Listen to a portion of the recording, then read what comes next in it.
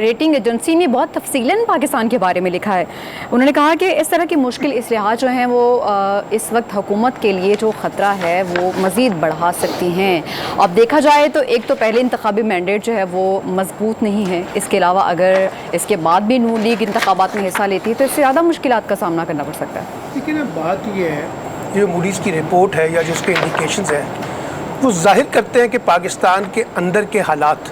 ख़ास तौर पे मईशत के हालात और लोगों पे जो मईशत का दबाव बढ़ रहा है महंगाई की सूरत में जी, और बेजा टैक्सों की सूरत में या भारी भरकम टैक्सों की सूरत में, बिल्कुल उससे पाकिस्तान का जो समाजी इंफ्रास्ट्रक्चर है उसके अंदर क्रैक्स पड़ रहे हैं। और वो जो समाजी तनाव की बात की है वो इसी तनाजुर में की गई है। साथ साथ उन्होंने कहा है कि जो बैड गवर्नेंस है वो पाकिस्तान का एक मुस्तकिल मसला है, इसमें किसी एक हुकूमत का मसला नहीं है, मजमूई तौर पे पाकिस्तान में एक बैड गवर्नेंस का इशू रहता है। उसके बाद जब आपके यहाँ कमज़ोर हुकूमतें आती हैं जिनके पास वाज़ेह मैंडेट नहीं है तो वो बड़ी एग्रेसिव किस्म की, मेगा किस्म की सख्त ही रिफॉर्म्स नहीं कर सकती, और जब वो रिफॉर्म्स करने की कोशिश करती हैं तो उनके ऊपर पॉलिटिकल प्रेशर आता है और वो उससे समझौता कर लेती हैं। जैसे यहाँ पर हुआ है कि आपने भारी भरकम लोगों के ऊपर टैक्स कम लगाए और तनख्वाहदार तबके ऊपर या कमज़ोर तबकों के ऊपर ज़्यादा टैक्स लगा दिए हैं। एक ये बात है। अच्छा, अब सवाल ये है कि स्ट्रक्चरल रिफॉर्म्स हमने करनी नहीं है, वो हमने कसम खाई हुई है, वो हम IMF से झूठ भी बोलेंगे, उनको बार बार यकीन दहानियाँ भी करवाएंगे, उनसे वादे भी करेंगे, उनसे किस्तें भी लेंगे,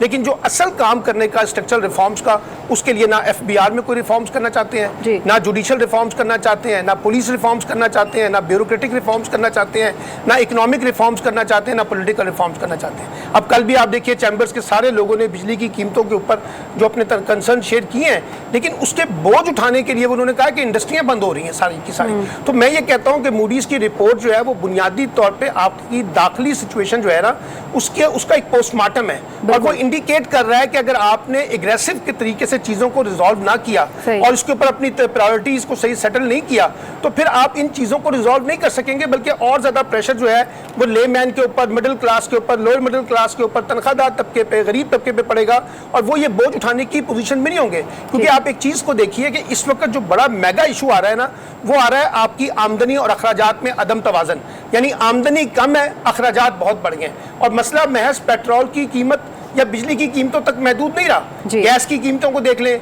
अद्वियात की कीमतों को देख लें, कुकिंग ऑयल को देख लें, दूध की कीमतें देखें, यानी जो जो चीज़ें बाहर से आ रही हैं उनके ऊपर जो टैक्स लग रहे हैं उसके नतीजे में, और जो पाकिस्तान के अंदर भी चीज़ें हैं उसके ऊपर भी जो टैक्स लग रहे हैं उसके नतीजे में। तो इसका मतलब ये है कि अगर हमने अगले 4-5 सालों में अपनी इकोनॉमिक डायरेक्शन तय ना की और वो काम ना किए जो हमें करने चाहिए, चाहे वो कड़वी गोलियां हैं, सख्तगीर इकदामात हैं, तो फिर हम मूडीज़ के जो इंडिकेशंस हैं वो हमें चैलेंज करते रहेंगे। और ये सिर्फ मूडीज़ तक महदूद नहीं है, जितने भी आलमी मालियाती इदारे हैं जब वो पाकिस्तान को या किसी और मुल्क को मॉनिटर करते हैं तो वो ये देखते हैं कि जो कमिटमेंट ये हमसे करते हैं उस कमिटमेंट पे इम्प्लीमेंट करने के लिए किस हद तक अमल दरामद होता है, किस हद तक इनका ट्रांसपेरेंसी का सिस्टम है, किस हद तक इनका अकाउंटेबिलिटी का सिस्टम है, किस हद तक ये स्ट्रक्चरल रिफॉर्म्स कर रहे हैं। तो जब आपकी मॉनिटरिंग होती है तो आपके नंबर्स जो है वो लेस हो जाते हैं, और वो कहते हैं कि पाकिस्तान के अंदर वो नहीं हो रहा। और जो सबसे बड़ा क्राइसिस है वो पॉलिटिकल स्टेबिलिटी का है, यानी आपके यहाँ जिस किस्म की पॉलिटिक्स इस वक्त हो रही है, अगर इसी तरह की पॉलिटिक्स ने आगे ग्रो करना है,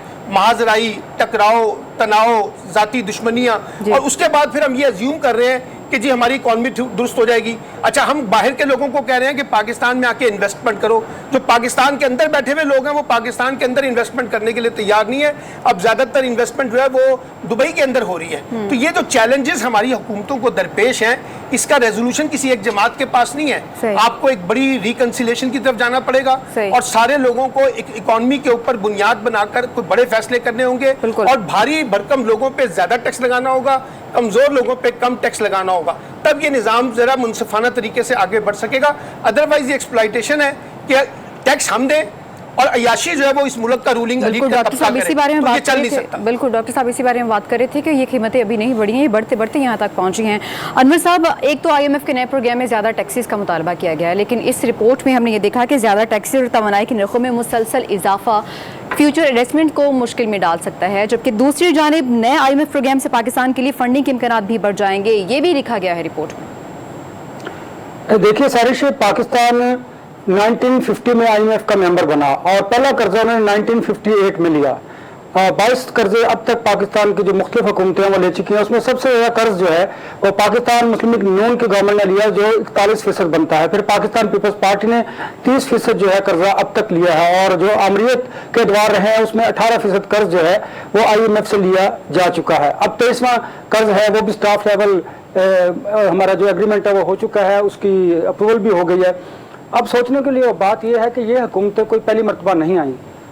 जो इदारों में स्ट्रक्चरिंग थी वो करनी थी, जो इदारों में इस्लाहात थी वो करनी थी, जो अपना निज़ाम था वो बेहतर करना था, टैक्सेशन को बेहतर करने के लिए बहुत ज़्यादा मौके थे। ये बहुत सारी चीज़ें जमा हो चुकी हैं जो अब इस हुकूमत पर बोझ नज़र आ रही हैं, और ये किसी इस हुकूमत का काम नहीं, ये अब तक जितनी भी हुकूमतें रही हैं ये किसी न किसी हद तक इन सब का कसूर रहा है। जहाँ तक आपने बात की तवानाई की, बिजली के बिलों की, महंगाई की, पेट्रोलियम प्राइसेस में इजाफे की, आप यकीन जानिए कि पाकिस्तान का जो अपना इन्वेस्टर है वो पाकिस्तान में पैसे लगाने को तैयार नहीं। उसकी बड़ी वजह यह है कि जो आपकी ब्यूरोक्रेसी है, जो आपकी महंगाई है, जो बेजा टैक्सेशन है, उससे लोग तंग आ चुके हैं। और जो इन्वेस्टमेंट है या तो बिल्कुल दुबई, ईरान और इन ममालिक में इन्वेस्ट की जा रही है, या फिर लोगों ने पैसे अपने घरों में रख लिए हैं, बैंकों से नहीं निकाल रहे और इन्वेस्टमेंट की नहीं जा रही। तमाम बिजनेस आप उठाकर देख लीजिए, वो इसी तरह बिल्कुल उसमें कोई जान नहीं है और बिजनेसेस है ही नहीं है। इंडस्ट्री आपकी तबाह हो चुकी है, रियल स्टेट आपका तबाह हो चुका है। अब बात यह है कि पाकिस्तान में जो अदम इस्तेकाम सियासी होता है उसकी वजह से आपको